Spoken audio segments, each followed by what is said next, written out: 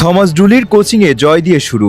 সান মারিনোকে 2-1 গোলে হারিয়ে নতুন কোচ থমাস ডুলি তার প্রথম অ্যাসাইনমেন্টে সফল হয়েছেন। কিন্তু এই জয়ের আড়ালে কি লুকিয়ে আছে বাফুফের কোনো অন্ধকার সত্য? অদৃশ্য সিলেক্টরের ছায়া। কোচ আসে, কোচ যায়, কিন্তু অদৃশ্য সেই সিলেক্টর কি রয়ে যায়, যার বলি হচ্ছেন দেশের সেরা তারকারা? ডুলি হয়তো এই সিলেক্টরের অংশ নন, কিন্তু তিনি চাইলেও কি সব যোগ্যদের খেলাতে পারছেন? খেলোয়াড় সিলেকশন নিয়ে প্রশ্ন। মাঠে নিয়মিত ভুল করা মিতুল মার্মা, সোহেল রানা কিংবা সাদউদ্দিনরা যখন নিয়মিত সুযোগ পান, তখন আনিসুর রহমান জিকোর মতো পরীক্ষিত তারকাদের পুরো ম্যাচ বসে থাকতে হয় ডাগ আউটে। সমর্থকদের মনে প্রশ্ন জাগে, সিলেকশনের যোগ্যতার মূল্য কোথায়? পারফরমেন্স নয়, অন্য কোনো প্রভাব কি কাজ করছে? জাতীয় দলের সুযোগ পাওয়ার জন্য কি শুধুই ভালো খেললেই যথেষ্ট, নাকি পর্দার আড়ালে অন্য কোনো সমীকরণ রয়েছে? সমর্থকদের দাবি, বাংলাদেশ ফুটবলের উন্নতির জন্য স্বচ্ছতা জরুরি। সমর্থকদের দাবি, যোগ্যতার ভিত্তিতেই খেলোয়াড় নির্বাচন হোক, কারণ দেশের জার্সিতে খেলবে সেরারাই, এটাই সবার প্রত্যাশা। সমস্যার গভীরে তাকালে দেখা যায়, সাবেক কোচ হাবিয়ের কাবরেরার প্যানেলের সহকারী কোচ হাসান আল মামুন এখনও জাতীয় দলের সহকারী কোচের দায়িত্বে বহাল আছেন। প্রশ্ন উঠছে, নতুন কোচ ডুলি এসেও কি তবে কাবরেরার আমলের সেই পুরনো সিন্ডিকেটের অদৃশ্য সুতো ছিঁড়তে পারছে না? জয় দিয়ে ডুলির যুগের সূচনা হলেও স্কোয়াড সিলেকশনের এই অদৃশ্য দেয়াল ভাঙ্গাই এখন তার সবচেয়ে বড় চ্যালেঞ্জ।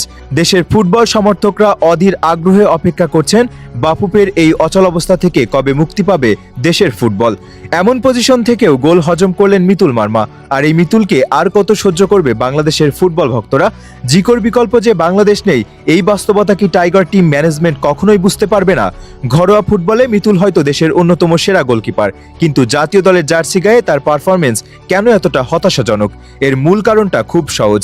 মিতুল আন্তর্জাতিক ম্যাচের বড় মঞ্চে বারবার স্নায়ু চাপে ভেঙে পড়েছেন। চাপ সামলাতে না পারায় ব্যর্থতা তার খেলার প্রতিটি ক্ষেত্রে ফুটে উঠেছে।